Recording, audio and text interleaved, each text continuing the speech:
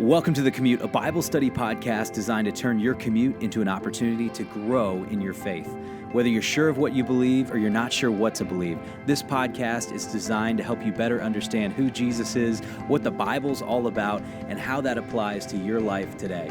I'm your host, Pastor Matt, and I'm excited to dive into this week's episode of The Commute. Friends, welcome back to another episode of The Commute. It is a joy to spend some time talking about God's Word. This week, we don't have a co-pilot on today's flight. It is just me this week. I look around the room and it feels very empty and a little bit lonely, but we know that wherever God's Word is being engaged with, that He meets His people there. So I'm excited for us to have a conversation this week around the book of Hebrews, one of the readings outlined for you in the reading plan this coming week.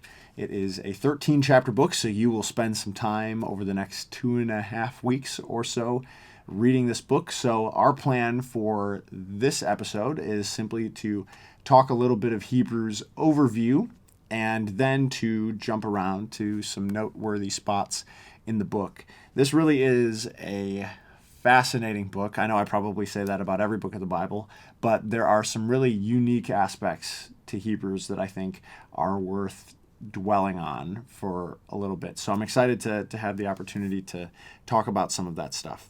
So if you have access to the scriptures in some way, I would encourage you, pull them out, or even just pause this video, go grab a Bible, or pull it up in another browser in your internet browser, or pull it up on your phone, because we're going to jump around to some spots in the text here that I think will be helpful for you. So I guess really quick, just some overview kinds of pieces, background. This book is anonymous. We don't know who the author is. Often with many of the New Testament books, we have an explicit mention of the author. For instance, in most of Paul's letters, Paul names himself as the author of the letter. With Hebrews, we have no author mentioned. And there are various traditions out there. But what we do know about the author is that this person is associated with the apostles who are associated with Jesus. So the message of Jesus has been mediated to this author, from Jesus to the apostles to this person. And where we get that is Hebrews 2, verse 3. All right, so if you have the ability to go there, the author writes this, the second half of verse 3. It was declared at first by the Lord, and it was attested to us by those who heard. So more or less to say that the author of this book received the message from those who heard from the Lord himself. So that's what we know about the author. And sort of stylistically, we can infer from this letter that the author has a close relationship with the audience and has a lot of shared experience with them, and writes in such a way that I would say this letter has more of a sermonic feel than the feel of an epistle. Reading through Hebrews, it really sounds, in my mind, more like a sermon. So that's a little bit of the author. The audience. Similarly, we know very little about the audience. There is no specific church named, like there is in many of Paul's letters in a particular city. So we don't have a very clear idea of who these initial hearers are, but we can also infer from the book itself that these are a group of people undergoing significant persecution. There are encouragements, especially in the latter half of the book, in fact, the last couple chapters, to endure in the face of persecution. So that's really what we know as far as the author and the audience goes. Now, in terms of date, again, we aren't able to pinpoint this like we might be with some of Paul's letters, but kind of some interesting tidbits here is the book of Hebrews is quoted by a guy named Clement in AD 96. So this existed for sure before AD 96 if someone else is going to quote it. And another help for us in maybe sort of getting a ballpark date on this book is the mention of Timothy at the end of chapter 13. This is chapter 13, verse 23. It says, "You should know that our brother Timothy has been released, with whom I shall see you if he comes soon." So Timothy is still alive. Now, we know that when he first encountered Paul, probably in the late 40s, he was a young man. So how old he is at this point, we're not sure. But at the time of this writing, Timothy is still alive. So more or less, this would lead us to a date, probably sometime in the second half of the first century. More than likely sometime before 70 AD, if you're asking for Pastor Casey's opinion here. And one last note about the author. It's kind of fun to see how different figures throughout church history have taken this book. There are some who make the case that Paul wrote this, or a close associate of Paul. I think what we talked about already might discount Pauline authorship, the idea that the author has received this from the apostles, but certainly could still be written by Paul. There are some in the early church who attribute this book to Barnabas, the close associate of Paul, who traveled with him on some of his missionary journeys. Martin Luther believed that Apollos wrote this, simply because of the fact that Apollos is mentioned as somebody who is eloquent and well-versed in the Old Testament scriptures. And I think it would be sensible to arrive at a conclusion like that when you read the book of Hebrews, because it is very clear the author of this book has a thorough knowledge of the Old Testament scriptures and assumes a thorough knowledge of the Old Testament scriptures among the audience as well. And if you look at this book in the original, it is some of the most complex Greek I have ever encountered.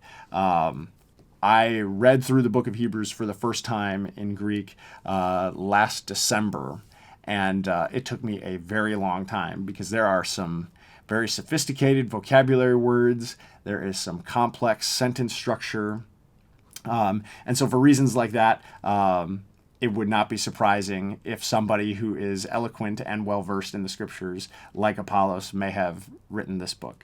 So perhaps sometime we could have a lengthier conversation about who I think wrote this book, but we'll save that for another time. So let's dig into the text itself.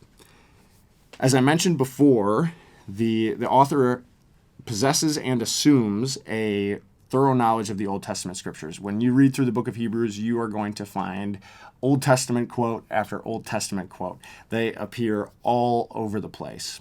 And now this might add some time to your reading this week, but I would encourage you to seek out some of those Old Testament references in their original context.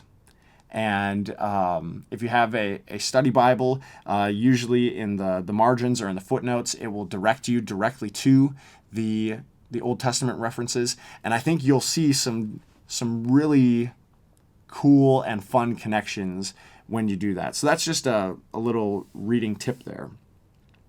The big theme of this book is to highlight the superiority of Jesus, and to highlight his superiority with the result that the hearers of this letter, this sermon, would be able to endure faithfully in the face of persecution. So Jesus is superior with the result that his people endure faithfully in the face of persecution. So, looking at the beginning of the book here, we have an introduction to Jesus. This is Hebrews 1, verse 1. It reads, "Long ago, at many times and in many ways, God spoke to our fathers by the prophets. But in these last days, he has spoken to us by his Son, whom he appointed the heir of all things, through whom he created the world." So notice here There is the assumption of a God who speaks. He speaks in such a way that he might have a relationship with his people. Long ago, the way he did that was to speak through his prophets. But now in these last days, the speaking God has acted in a different and even better way in his Son, Jesus. He has spoken to us by his Son, who is the heir of all things, through whom he also created the world. So we see not only is Jesus the revelation of God, but he's also involved in the creation of the world, and he is the heir of all things. He's the one who receives all of this. Now going on, verse 3, he is the radiance of the glory of God and the exact imprint of his nature, and he upholds the universe by the word of his power. Notice here, Jesus is described as equal with God. Like the rays of the sun to the Son, Jesus is like that to the Father. Like the imprint of a signet ring to the ring itself, Jesus is like that to the Father. There is this close relationship between Jesus and the Father. So when you see Jesus, when you encounter Jesus, you encounter God himself. The point of all of this is to highlight the superiority of Jesus, illustrating him as Lord, as King, as the greatest prophet, the greatest mouthpiece of God, to highlight him as the greatest priest, the greatest intercessor between God and people, and to highlight him as the perfect and greatest sacrifice to atone for the sins of the world. So if you move through the rest of the book in kind of an outline fashion, you see that there are several different sections highlighting different aspects of Jesus' superiority. So the first one is the superiority of Jesus, to the angels. Jesus is superior to all of the heavenly beings, and he is the perfect messenger from God. It is through Jesus that God's word of promise and judgment is delivered most clearly. So that's what you'll see in the first couple chapters. And then moving on, you will see Jesus is not only superior to angels, he is superior to Moses.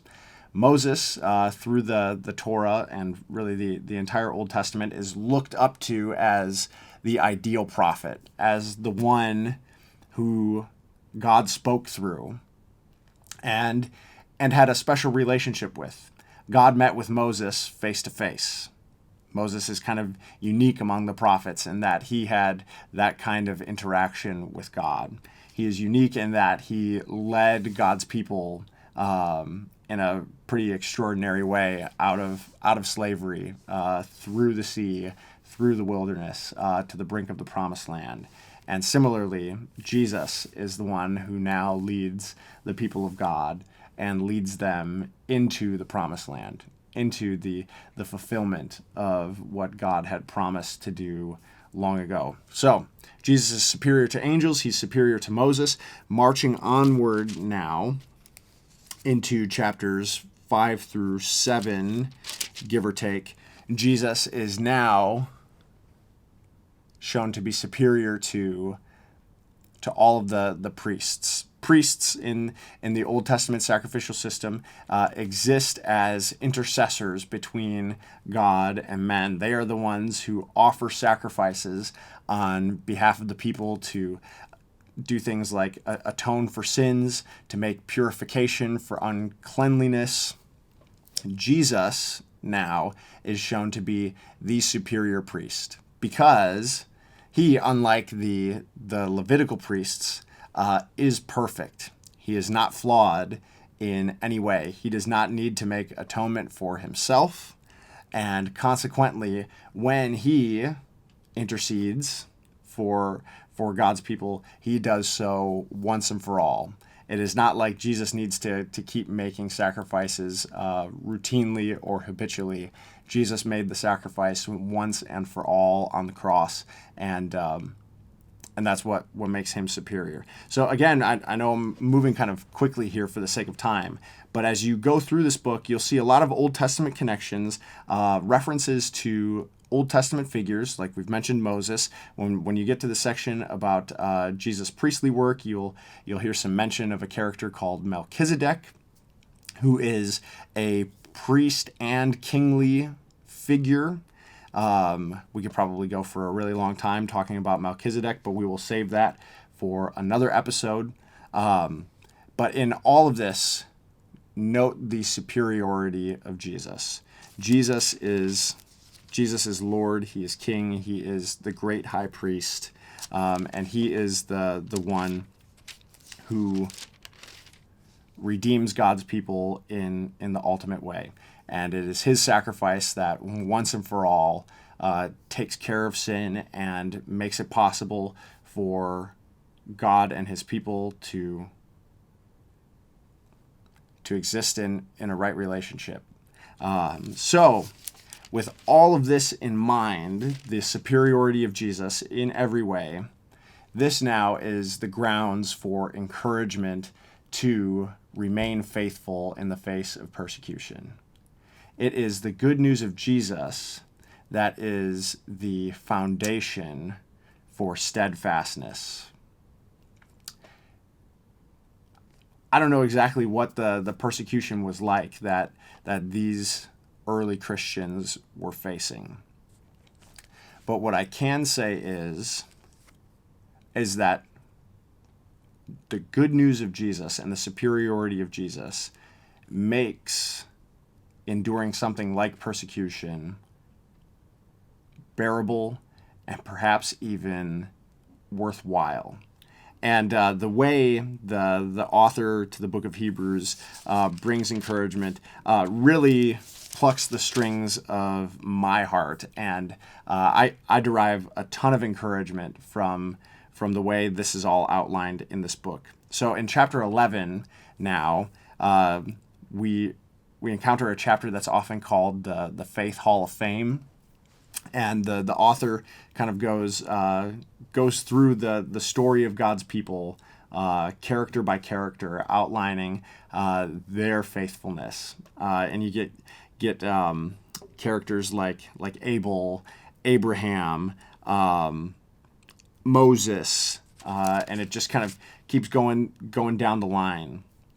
And by the time the chapter ends and chapter 12 begins, you're just left with this picture of yourself being surrounded by this Hall of Fame cast of characters who has gone before you. And then we get some really cool words at the beginning of chapter 12 that say this. This is 12 verse 1.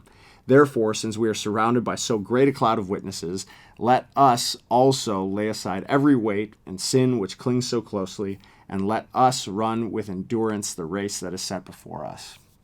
I really get a lot out of that image as someone who has done some long distance running and who has been a runner in races where there have been lots of fans and a great cloud of witnesses watching this race unfold. And there's nothing like coming to the finish line of a big race where there are all of these people sort of lining the streets cheering you on. And that's how I imagine this life of faith, that we are indeed surrounded by so great a cloud of witnesses, and we have generations of people who have gone before us recently and long ago.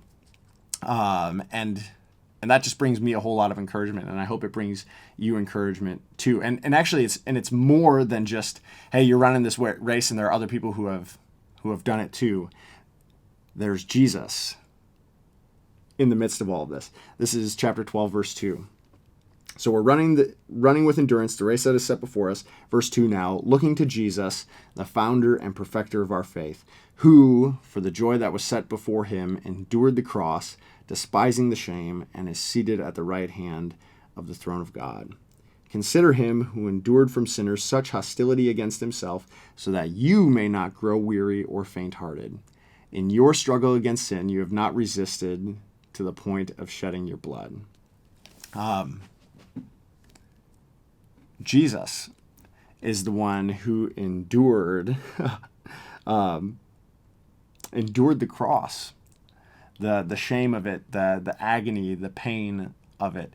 Jesus has gone before us, and now he stands in front of us as the author and the perfecter, the completer, the fulfiller of our faith. So we run not only with this great cloud of witnesses, but we run with Jesus in sight. And I think that's just a really cool image, and I hope it's one that you can dwell on and take with you through the week, no matter what you're going to face up to this week. It's my prayer that you could take that and derive some encouragement and some strength from it, that you might be able to endure and keep running this race of faith well. So as you move through the last couple of chapters, you'll see some similar encouragements to remain steadfast, to keep the faith, and to live this life of faith out well. And I think that's where we're gonna have to wrap it up for today. I hope you have a whole lot of fun reading through the book of Hebrews this coming week, and that the Lord, who has spoken by his Son, continues to speak to you through this word. And know that if you have any questions, or if you want to engage a little bit deeper with us or with a community of people who are reading this too, please reach out to us. You can leave a comment in this video, or you can always reach out to us through the Bethlehem Church Live mobile app, or on our website, bethlehemchurch.live, and go to the Contact Us page. We love talking about the scriptures with you, and would be happy and really overjoyed to walk alongside you in any way that would be helpful to you. So with that, God's blessings to you, friends, and we'll see you next week again right here on The Commute. Thanks for checking out this episode of The Commute. For more information on The Commute, or to join the Commute Bible reading plan, simply download the Bethlehem Church Live mobile app, or go to bethlehemchurchlive.com/thecommute.